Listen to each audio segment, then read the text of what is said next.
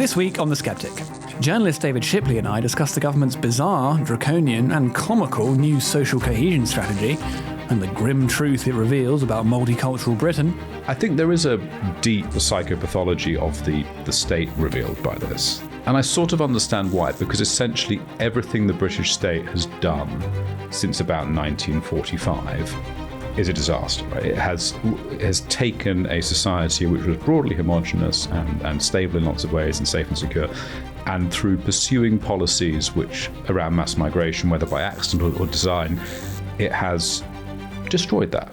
And it has turned the whole country at large into Northern Ireland.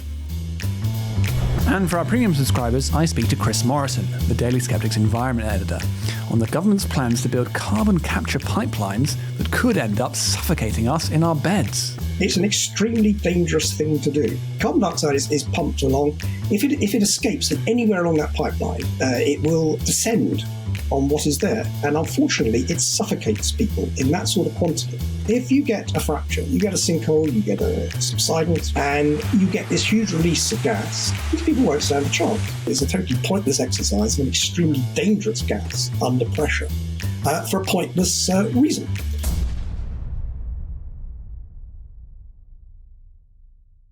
Hello and welcome to episode 71 of The Sceptic, the Daily Sceptic's weekly podcast.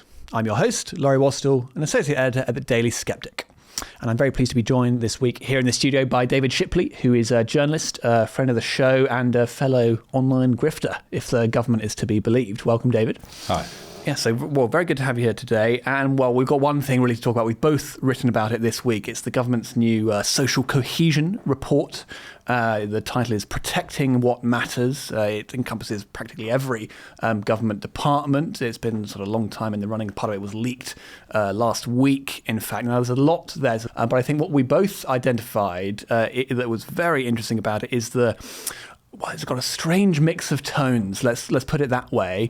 You have, on the one hand, the government wrestling with the fact that society, the fact that it needs a social cohesion report says a lot in and of itself, and there's a foreword by Keir Starmer where he talks about all these threats and so on that we're facing, but at the same time they don't want to be too upfront about this. They don't want to, completely let the cat out of the bag that what is really obvious from the report, that multiculturalism broadly has totally failed and that we are a completely fractured society because of it. And so, as we've both seen, there's that strange dualism in it where on the one hand, things are terrible, on the other hand, they're pretending they're not. Yeah, I think as a text, it's actually really interesting. It's not often, or I think ever, the case that I've said to people, you should go and read this long government policy paper. But actually, I do think everyone should read it. It's an incredibly revealing document which shows, I think, a lot of the beliefs and the tension that currently exists within the government and the British state. And if you look at it as a text, you can discern, I think, there's an original draft buried underneath it which peeks out sometimes, clearly written by a very clear-eyed, honest civil servant who has articulated all the terrible problems that have been wrought by multiculturalism in a very, very blunt way. I would love to read that particular document. And then we've had layered over that work by other authors which has served to obfuscate and disguise and minimize that underlying document. And then there's these two very weird forewords, the one from the Prime Minister, which I think you were going to talk about in a bit, but also the one from Steve Reed, in which he defines Britons who disagree with multiculturalism or disagree with the state's version of history as hostile actors, which is an astonishing thing to say. Particularly in a document in which also in the forwards redefines out of existence the English people as an ethnicity. Quite. And so, yes, lots of precise details to get into, but on that sort of broad scope of what it says about how the government itself is thinking about multiculturalism, I think it is important to set it in the context of other such social cohesion reports. So there's one that I wrote about that came in 2 years ago, shortly before the election. And in the foreword to that one, you had Dame Sarah Khan, this sort of social cohesion commissioner type, has been around the Whitehall blob for quite a long time. And again, the fact that they were drawing up a social cohesion report rather suggested that things weren't so rosy in the state of multicultural Britain. But nevertheless, she had the sort of chutzpah to begin that by announcing that Britain's most precious asset is our diverse and cohesive democracy, which was very much given the lie to by the rest of the report. And by the next 2 years. And by the next 2 years, of course. But now, and we can go into why the sort of multiculturalists themselves, someone like Keir Starmer, who would really love to present an image of, Labour came back into power, the division stopped, they were sort of hard-working, honest politicians, and everyone just got along magically. That's not a vision that they can even attempt to present. I mean, we had Keir Starmer's own Island of Strangers speech. But so what do we get in the first line? We get, by any fair standard, Britain can be proud so there's a typo, its approach to social cohesion. Not the outcome. No, of course, the approach. Quite. So it's the approach. Social cohesion is completely understood there as a problem to be wrestled with in some way. And then there's that sort of forlorn imploring of people to judge this with a fair standard, not to be too unfair, not to be too demanding of the country we live in and so on, and the successes or rather failures of our politicians, but to sort of treat this settlement we have in a friendly way. Well, I think also there's this very Starmerite quality that he wants to be judged for his approach. I think on a fundamental level, he believes that if you have the right approach and you are trying to do the right things, that is more important than the actual outcomes. And that is very clear in his forward. No, quite. And I think we both found as well, I mean, if you look at the rhetoric in Starmer's forward, he describes integration as no less than an emergency. There's all this talk about outside forces, which are very dangerous and so on. Incredibly fixated on that, aren't they? Yes. They talk about malign foreign actors, they talk about Russia, they talk about evil algorithms that are clearly causing people to be unhappy. And it's sort of anything other than confront the fact this might be driven by actual material conditions in the country. No, absolutely. And so, well, I think let's, to begin with, sort of remind ourselves of some of the reasons why someone like Keir Starmer, who would like to present a positive view of this, is so unable to. Well, even before they got into office, you had the 2024 election, you had significant political sectarianism there, 5 Gaza independents, you had MPs like Jess Phillips, for instance, being intimidated on election night and throughout her campaign and so on. Within a month of this, of them getting into office, it is, of course, the Southport attack and the riots that followed.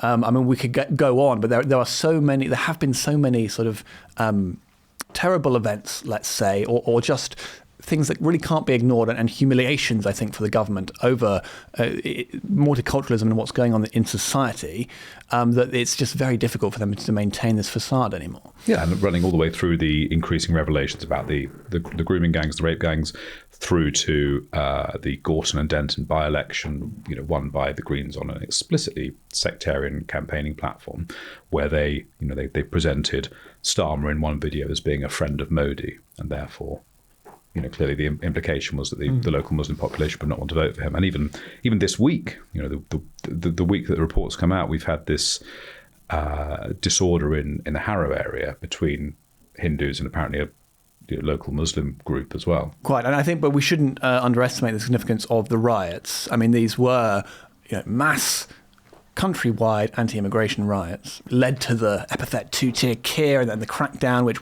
was very destabilising. And you saw, for instance, around last summer, one of the few times that Lord Hermer has been interviewed, the Attorney General, who obviously presided over much of this crackdown and handed out those very draconian charges with stirring up racial hatred to people like Lucy Connolly, was absolutely aghast at the suggestion there had been two-tier justice.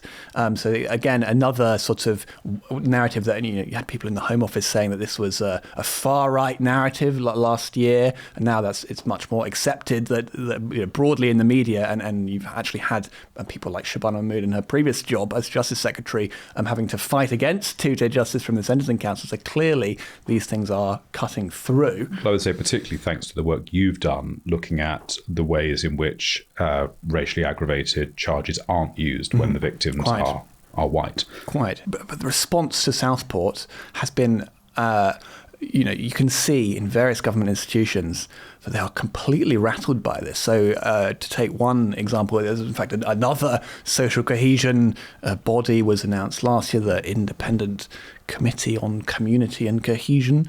And this had people who, 5 or so years ago would have been totally blasé about multiculturalism. They would have been saying, we're in a successful multi-faith democracy. Fraser Nelson is the former editor of The Spectator, who said that. He's on that commission. So is Sunder Katwala, who works for a sort of pro-integrationist think tank called British Future, on there too. And Sajid Javid, the former Home Secretary, who in about 2022, when it was revealed that both London and Birmingham were now minority white cities, famously replied, "So what?"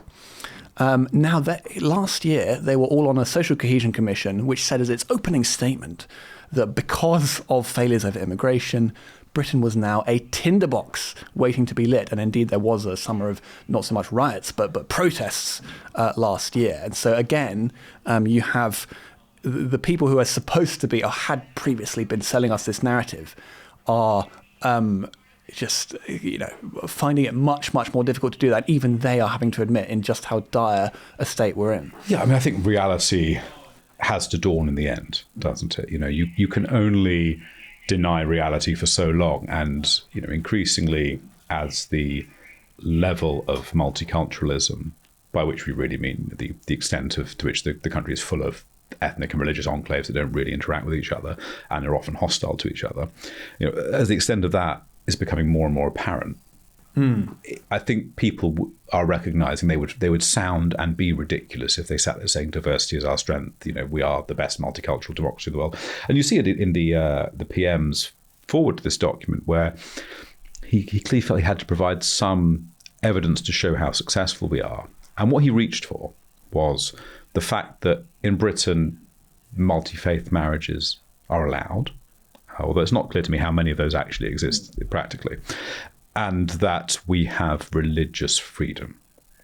So I do not think that's a particularly high bar to reach for what should be a functioning, developed, mature Western Anglo democracy. But clearly the PM feels those are really great things we should be proud of. Quite. And, you might argue that there are significant restrictions on certain kinds of religious freedom, whether it's, to blaspheme, which is one form of that, as Hamid Koskin knows well, or to say things from the Bible in the street, for instance, about, gays and so on. And, you can very easily be sent to prison by sort of quoting Leviticus or whatever else.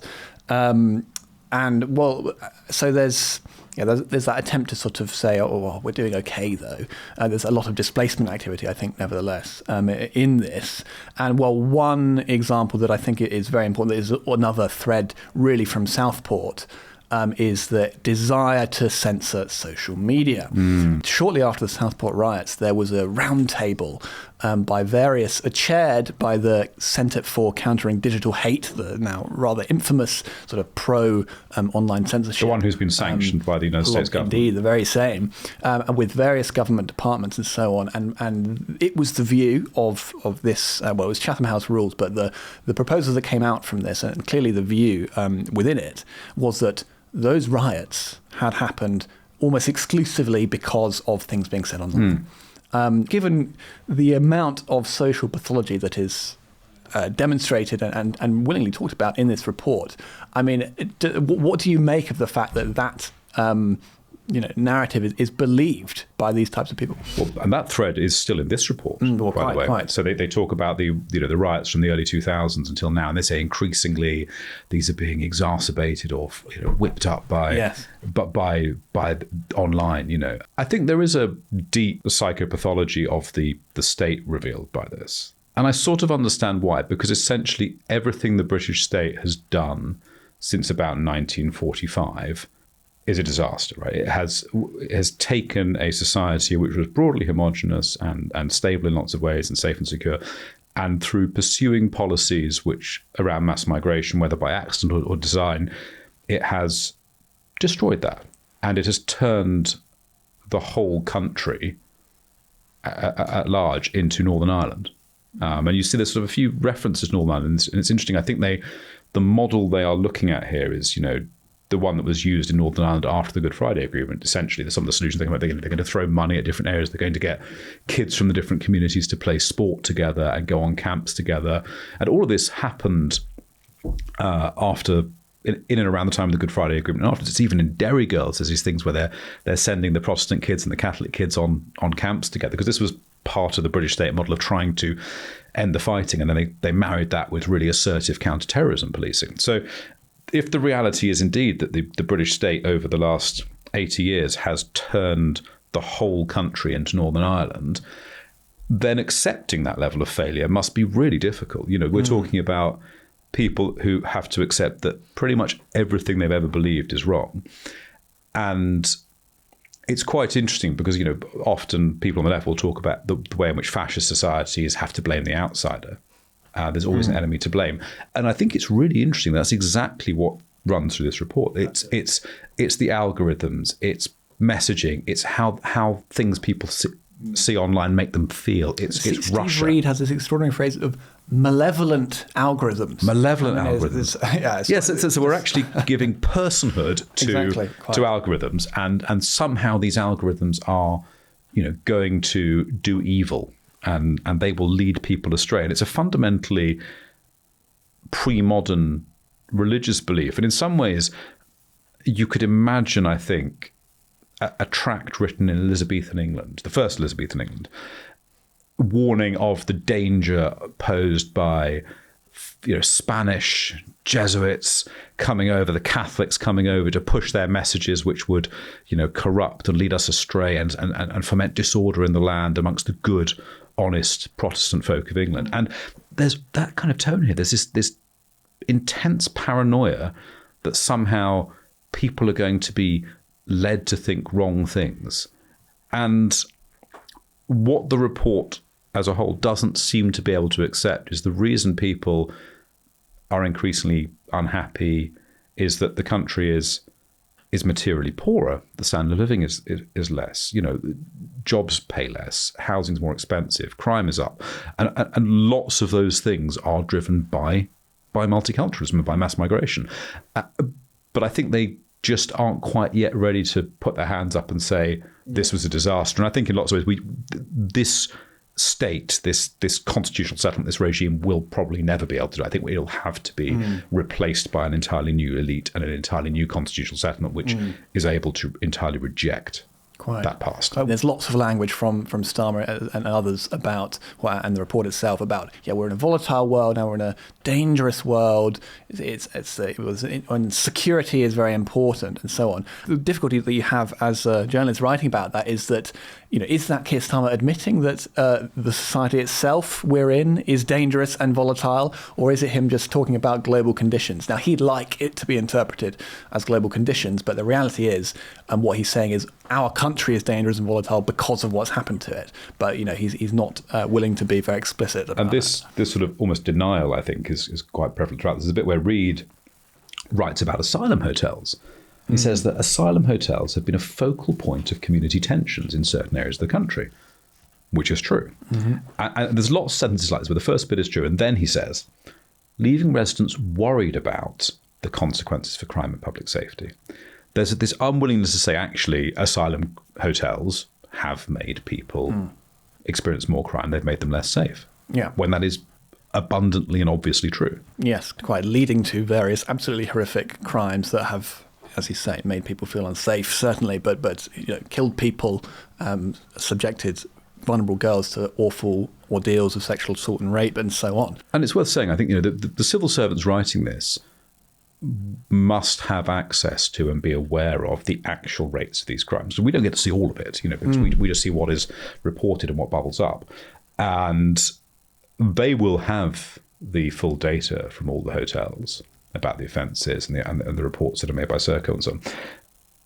So they can't possibly believe that this is just a fear people have. They must know there's a real effect. And yet either they aren't willing to admit it to themselves, or they don't think we can be trusted with that truth.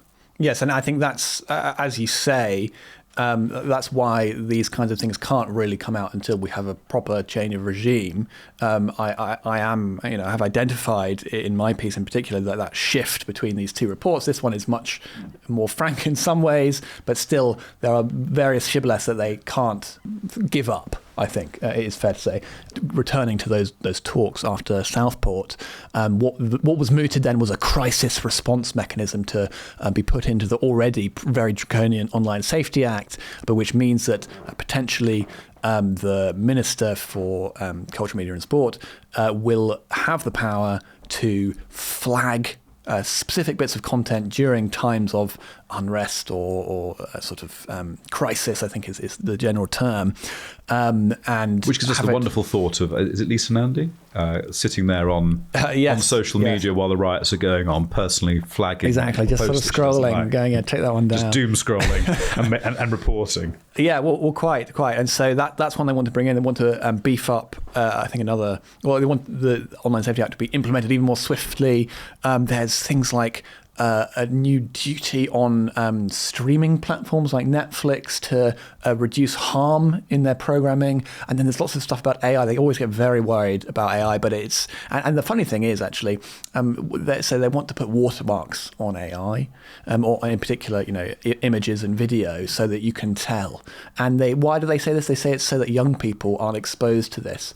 And I don't think it's young people who are being fooled. I think it's exactly. It's the sort of boomer Facebook groups saying, the risks of upsetting any boomer viewers. I think that when I see people getting misled by an AI generated images, they are generally older politicians or public figures who are clearly a bit clueless. And I suspect the average teenager knows exactly what they're doing, because kids are always more on top of technology. There's another detail in their online plans which I think hasn't been remarked on, but has some pretty worrying implications. They want to introduce. They want independent research, as they put it, to be able to see inside the algorithms so they can properly assess what the platforms are doing. And this is a demand which the EU is making of online platforms. And I think it's part of the reason Twitter was fined. So X was fined recently. And I suspect that we'll have the same thing here. So they will be going after X. And as in the EU, I'm sure Musk will say, no, you can't have independent researchers looking inside our privileged corporate data. So it will be interesting to see what they do there, and whether the Ofcom then start to escalate towards issuing big fines and indeed looking to potentially at the extreme block X in the UK. Yes, quite. And probably another thread in the reasons that people like Keir Starmer are feeling so embattled about this. Not the main one, perhaps, but they are getting a lot of flack from the Americans over this. Trump keeps coming over and saying your country is going to hell because of immigration and so on. You have people like Sarah Rogers, the new Undersecretary for Public Diplomacy, who's very sort of UK facing, and she keeps sort of posting pretty spicy things on Twitter, sort of pointing out the infringements on free speech with the likes of Hamid Koskin and other things like this, really holding their feet to the fire there. But that will be another tension if Ofcom starts to say, open up these fronts. It's already been gesturing at it with X in particular, but as the EU is currently trying to fine X for an enormous amount, and they're fighting that in the courts, if we then do that, the White House will almost certainly, take exception to that, let's say, and again opening up another front. And it is funny, isn't it? Because a lot of this, of course, actually these problems are internal problems that, as we've discussed, are very long-standing. But the way that they are often talked about in this report itself is as sort of our reputation abroad. And it's, can we, I think it's right at the start of Starmer's foreword, for instance, is that other countries are envious of our approach. And they fear us, apparently. Yeah, they fear that we're such a good example. But so, there's that. And it crops up in the education section as well, actually. They talk about the idea that they want to teach kids to, be kind of aware of media literate. I think that's the term they use. And what they mean is we're going to teach you to. And they also talk about the idea that anti-democracy messaging kids must be warned about that. So I think essentially what they mean is we're going to try and brainwash kids such that they don't look at things on social networks that we tell them are scary, and if they see messages which are unapproved, they'll run away from them. Yes. Okay. So I think another key element and sort of running through it, but it is that. And especially Starmer's forward, but a lot of it is that. So, how is the British public expected to approach this? And there is this, we've heard from Trump himself that Starmer is no Churchill. I think probably the public knew this, but that he has been making this attempt to portray the need for security. He often puts it in security in a globalized world as this sort of patriotic struggle, but so social cohesion then becomes part of this. He redefines patriotism entirely, doesn't it? The whole report, it's very strange. So there's this new modern patriotism, which is defined in the report by Starmer and by Reid and elsewhere. And essentially it's a patriotism where their version of patriotism has to include everyone, they say. Patriotism can't be exclusionary, which is odd because, of course, patriotism is inherently about drawing a distinction between us and everyone else. But then they go on to say that actually that patriotism only applies to those who are sort of working to unite the country. And actually, if you don't agree with the government's line of multiculturalism, if you don't agree with the weird history that's just not true that the government pushes in this, then you're not on side. And in fact, Reid goes much further. He says that our first duty as a government is to protect our country, of course, and that means mobilising against those hostile actors who want to divide us. And this is, by which they literally mean other political parties, as well as just sort of people commenting and saying that the country, pointing out journalists like us, mentioning the effects of assignment hotels or whatever it is. That is, in their view, pointing out. It is that kind of hostile action. But also, remember, this is a report in which they frame the idea that the English are an ethnic group as a far-right idea, and which no one believes in. And they are really, really keen to suppress and reject the idea that the English exist as an ethnicity. So reading this report, they would identify as hostile actors those who say things like, the English are a people. We've been here for 1,500 years. This was historically a very homogenous country. All of those statements are clearly anathema to this ideology, and therefore they define people who believe those things, including me, as hostile actors. Quite. And so it's a very awkward and ill-favoured approach to patriotism that most people will not buy. But nevertheless, they're trying to do it and trying to, sort of corral people into this crusade. So we have... some is issuing a call to action to the public, and for what he calls quiet acts of defiance against the forces of division. And I think it's always striking. This was also in the Khan report 2 years ago, but it's expecting both a whole of government now, and the previous one was also a whole of society effort. So here we are all coming together. And what does this actually translate to? It's basically things like litter picking and so on, sort of these banalities, but it is supposed to improve our social cohesion. And that is... They're going to send kids to hang out with kids from different communities, aren't they? Wasn't there one about a pub that you found? There was. But just to illustrate the rhetoric even more, you have Steve Reid. These are acts of service to people's community and their country. But it is. But I think that what is extraordinary there, though, we also have this phrase, don't we? Integration is a two-way street, which is a strange one. Did anyone ask to live on that street where, did the white British public 80 years ago ask to be put on a street in which they have to change their ways to accommodate people who are living in segregated communities? No, they didn't, actually. Well, this is the subtext. The whole thing seems to be that, well, we've messed this up, and now you, the native peoples of these lands, are going to have to make loads of compromises and changes because we made this huge series of errors. Quite. And so what it struck me as is that Starmer, and this is very, inappropriate for him, Churchillian mode, is trying to conjure up a blitz spirit in the public, just so that which we have to adopt just to live in our own country. While being told we don't exist. While being told we don't exist, quite. So yes, that's and then again, what is that actually for? It's for in this most ludicrous of ways. After all this portentous rhetoric and this doom and gloom, you get interventions like the following. What was it they wanted to point to that was a really successful community initiative? It was the community who came together and, with government backing, are restoring the local pub in Taffan y Plea, somewhere in Wales. So that, it sounds like a wonderful nice. project. I'm all in favour of restoring pubs. But I think this is it. There's this huge disparity. Will that save us?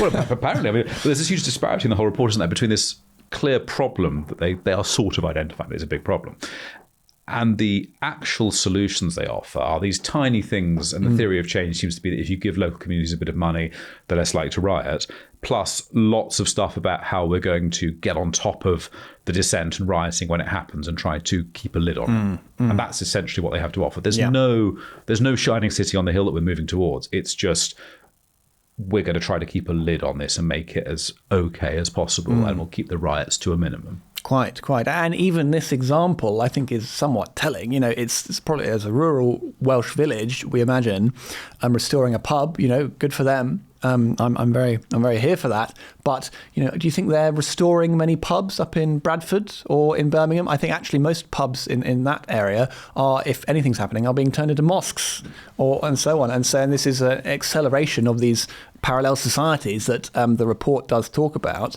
or the white paper rather. And again, an interesting one there. I think it's important to note that in this report, for instance, there's a lot of focus on the Conservatives' failures, and sort of fair enough, especially the Boris wave and that massive increase in immigration in recent years. But phenomenons like the grooming gangs, phenomenons like parallel societies, go back much, much longer than that. And as this report points out, it references the Cantle report of 2001. That was after, perhaps people have forgotten it, but the Oldham and Bradford riots of 2001, which were very, very serious race riots of that time. And this is saying pretty much the exact same thing as we're hearing 25 years later. And really, you could go back even to the 50s and 60s to hear these problems. So it's not just that, the Conservatives mismanaged things a little bit and let in an enormous amount of low-skilled non-Europeans in the past 5 years. Actually, these problems have been really endemic for a long time. Absolutely.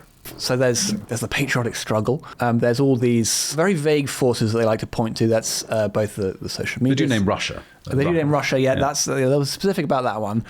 Mostly, it's sort of global issue. There's a volatile world, and then it's the division and the misinformation and so on.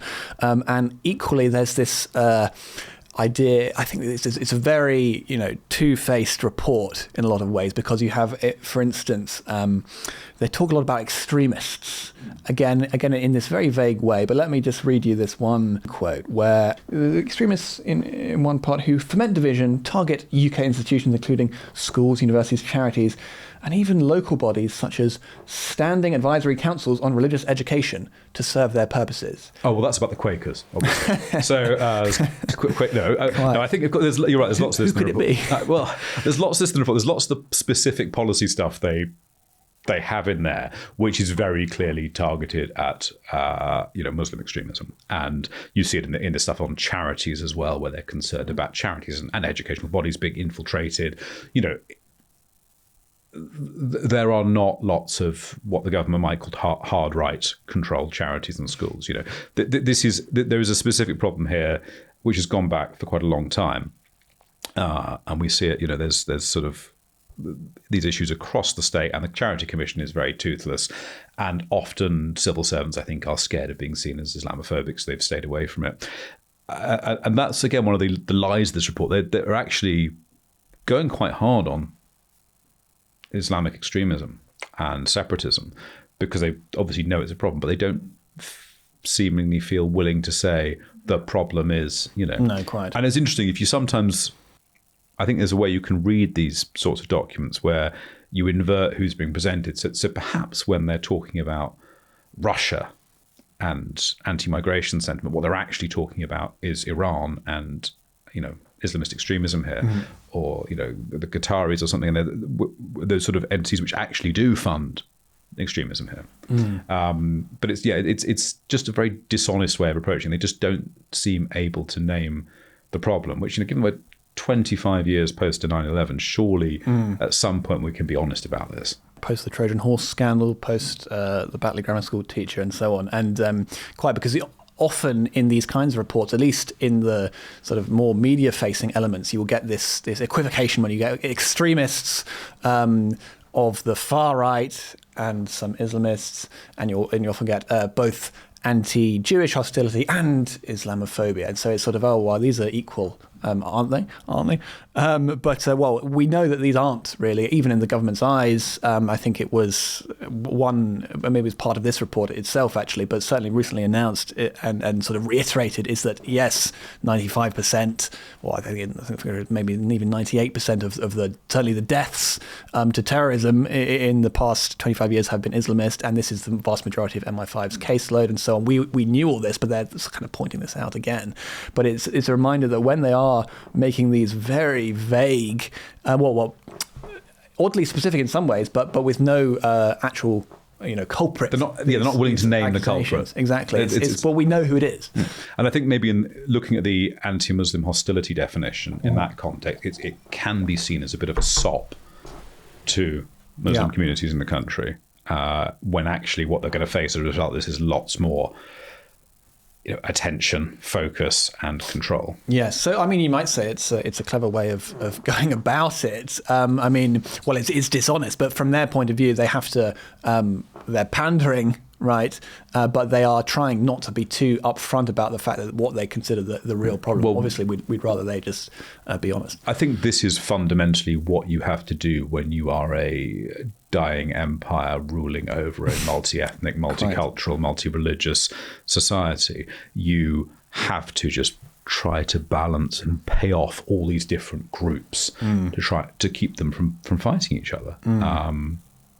And you can think about a lot of this in the context of how we tried to manage the different religious groups in British India, for example, other parts of the empire. And I think actually all of this is, again, downstream of multiculturalism. When you import very large numbers of people of profoundly different faiths, profoundly different cultures into the same country and make them all live alongside each other, you do then have all these constituencies that you have to buy off. So let's look at one way in which that appears to be being done, and that is with the anti-Muslim hostility definition. There's been a lot of toing and froing about what it would mean. It hasn't quite presented Muslims as a race, although it's pretty close to doing that.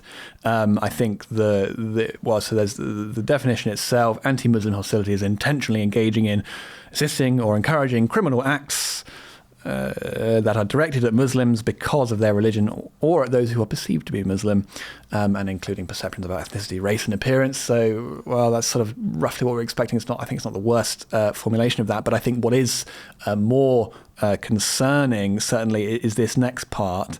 It's also the prejudicial stereotyping of Muslims, and the treating of them as a collective group defined by fixed and negative characteristics. So this is very odd, right? So it seems to me entirely natural and correct and proper to suggest that a group of people who share a belief system might have qualities in common.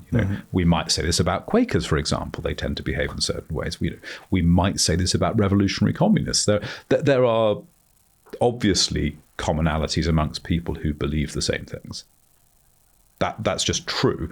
And the fact that we're only allowed to describe the positive commonalities about Muslims, according to this definition, is, I think, odd and sinister. As is the fact that we don't have a code like this for any other religious or belief-based group. Yes. So, it does suggest that if you are treating them as a collective group, as someone like Sadiq Khan might, some sort of, multiculturalist politician who's trying to, again, talk about how diversity is our strength and these communities are what make us up, and aren't they hardworking and haven't they contributed and whatever else. So you can actually treat them as communities that are defined by fixed characteristics if those characteristics are positive. Which is extraordinary. And then I think the final part of the definition, which is interesting, so the question is, how favourable is our institutional environment towards these kinds of beliefs that these people might have. And so also contained within the definition, which we should remember, it's non-statutory, but nevertheless it will have an impact on how many government bodies work. It's the creation or use of practices and biases within institutions. So that's that. I mean, very much like ideas of systemic racism and institutional racism in bodies like the police. So that creates a massive body of potential institutional practices that are suspect if they lead to a certain outcome. Yeah, and I think the important thing to remember here is this is in the context of a Britain in which public and civil servants for decades covered up the scale and the religious and racially motivated nature of the crimes of the rape gangs and the religious and racial characteristics of the perpetrators, because they didn't want to be seen as racist, they didn't want to be seen as Islamophobic. So we are already a society and a state which is scared, uncomfortable with calling out appalling acts by Muslims. And all this will do is create a greater pressure to continue doing that and to do it more. And it is therefore, I think, a very, very bad introduction. Absolutely. And on that point of hate crimes, there is a pledge to more fully prosecute them, to ensure that always happens. There's going to be money given to an organisation called the British Muslim Trust, which has just been set up, of which the goal is to get people to report, or Muslims to report hate crimes. And they say, according arguably to the very low bar of definition that those have, it's encouraging Muslims to report them regardless of whether they have any certainty or evidence that such incidents were indeed hate crimes. So, well, I think if you look in this report, they say there's only a few thousand anti-Muslim hate crimes reported in the most recent year, and although it's, according to the report, the highest number of offences are in that type. So I presume actually the point of this is to generate more reports to prove that this is a problem. But we see there, don't we? I mean, that's part of the way that hate crimes are treated very, very seriously, and indeed there's incentives to increase the reporting of them and for the authorities to prosecute them very aggressively when it comes to minority groups. I would find it very hard to believe that this pledge to prosecute all hate crimes will be applied to things like the rape gangs, which, as I have been reporting on, are never treated as hate crimes, despite obviously being them. And that's another example. There is no, group that's being given government money representing white girls or grooming gang victims, which is going to be encouraging people to report those people to be reported. Well, actually, in the section of this policy paper where they talk about hate crimes, they talk about crimes against Muslims, against Hindus, against Jews, against Roma, but they don't mention hate crimes against white people. And I think, so you've got a report which says that hate crimes happen to minorities. It also says the English aren't an ethnic group. And there's this really sinister erasure of us as an ethnic group whilst refusing to recognise that we might be targeted. And if we don't exist, of course, how could we be targeted? Quite, yes. I once asked the CPS why it hadn't prosecuted a particular assault during the Southport riots against a lone white man by a group of Muslims in Birmingham as a hate crime. And they told me the EDL is not recognised as a racial group. Now, he wasn't a member of the EDL, but they will find ways to not pursue this. So we're coming up on time here, David. What do you think this report? Well, I mean, what do you think that the effects of it will be? The policies that are being brought in, and I suppose, what does it say about the future? I think fundamentally it's a admission by the state that it has failed, that the multicultural experiment of the post-war era has been a disaster, and they are creeping towards admitting that. But all they have to offer is trying to keep a lid on the violence and pay people off. So in the end, I think all of this regime and its approach to all of this stuff will be as dust. I don't think it's going to endure. But for me, it's just another reminder that we need to get on with bringing about a new constitutional settlement and establishing a new state, because this one not only has failed, it also doesn't have any ideas about how to fix it. All its ambitions reach to is suppressing everything and keeping us all down in the dirt together. So, some of this will make our lives harder. I think there are real risks for freedom in here. But ultimately, all of this needs to be junked when we get that new settlement, that new regime. Absolutely. Well, David Shipley, thank you very much for coming on The Sceptic. Thank you. Now, in the latest stage of their climate crusade, the net zero fanatics are trying to capture and pump carbon dioxide in order to decarbonise our grid. But just what are the costs and the dangers? Well, to discuss that, I'm very pleased to be joined today by Chris Morrison, who is the Daily Sceptic's environment editor. Welcome back, Chris. Hi, Laurie. Good to be with you again. Yeah, very good to have you here, Chris. So, well, you've been writing about this new initiative this week. It's not happened yet, but it's certainly in the pipeline, so to speak. Tell us about the peak cluster CO2 pipeline. And I suppose to start with, this is going to be very costly, isn't it? Horrendously costly, but of course, any time we discuss net zero, we always, of course, involve huge amounts of money. It's called the peak cluster pipeline. It's planned to take carbon dioxide from 4 cement and lime works in Staffordshire, and it's going to pipe it across urban industrialised areas, in part, across Cheshire, up to the Wirral, where it's going to tip it into an old a gas mine, and hopefully store it forevermore. And if you believe that, you believe anything. Anyway, that aside, I was writing about it because it's an extremely dangerous thing to do. First of all, it's pointless. We probably will talk about carbon dioxide later in the broadcast. They are taking. I can give you an amount. They're taking. It's described as the largest decarbonisation project of cement in the world. They're removing an amount of carbon dioxide that's equivalent to and wait for it, this takes a bit of time, 0.00008% of world carbon dioxide, and they're pumping it into the North Sea 120 miles. Now, if you think that any of that is going to change global weather, all I can say is that there's a statistical post at somewhere like Imperial College that deals with COVID alarms and pseudoscience weather attribution services. It's completely pointless. What I was writing about in Daily Sceptic is this has been done before. It's done in America because they actually do capture carbon dioxide and they use it to put into oil and gas mines, and it helps take out the remaining deposits. So they had some experience. It's an extremely dangerous thing to do. Carbon dioxide is a wonderful gas. It's non-toxic. It's the gas of life. We breathe out over 2 pounds of it, each human being on the planet every day.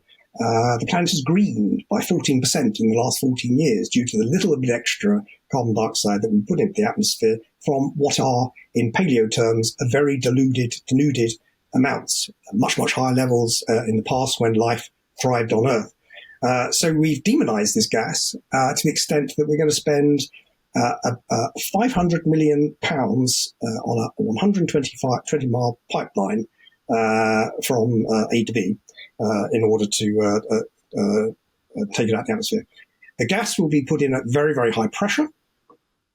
And we know from the experience in the United States that it is very difficult to transport any gas. It's very difficult to transport natural gas. We have to spend a lot of money in making it safe. The problem with carbon dioxide is that it's heavier than air, unlike natural gas, methane, which is lighter than air. So if it escapes, it will escape into the atmosphere, it will rise. There are dangers if it escapes in closed areas, but basically it's not too much of a problem in the ocean, in the open. And of course, we need it. We rely on it for energy. It's a useful thing. Carbon dioxide is pumped along. If it escapes anywhere along that pipeline, it will descend on what is there. And unfortunately, it suffocates people in that sort of quantity. We have the experience of Lake Nyos in 1986, when a magmatic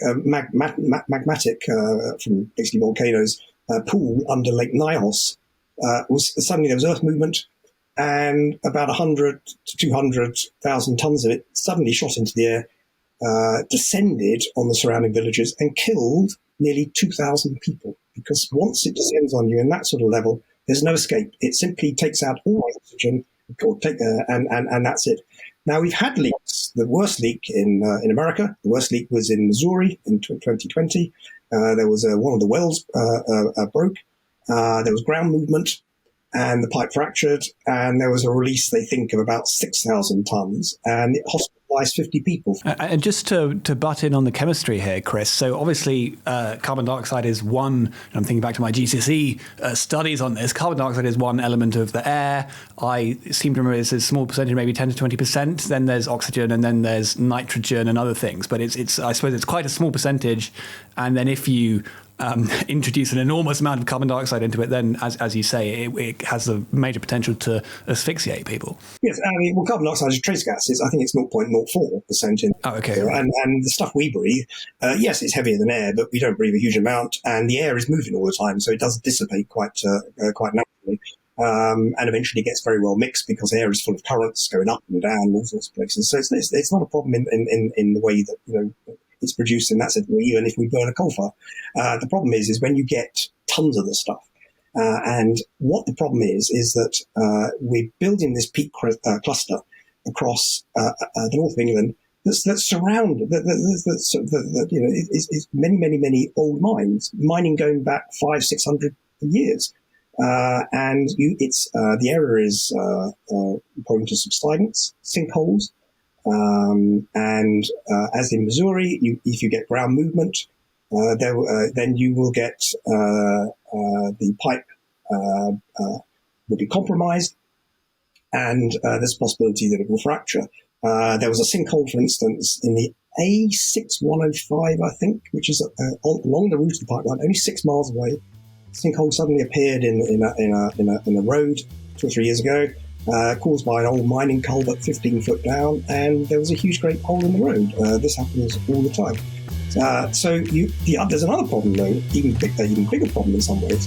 If you put That's the end of the free part of the podcast. If you'd like to listen to the bonus interview, you'll need to become a regular donor to the Daily Sceptic.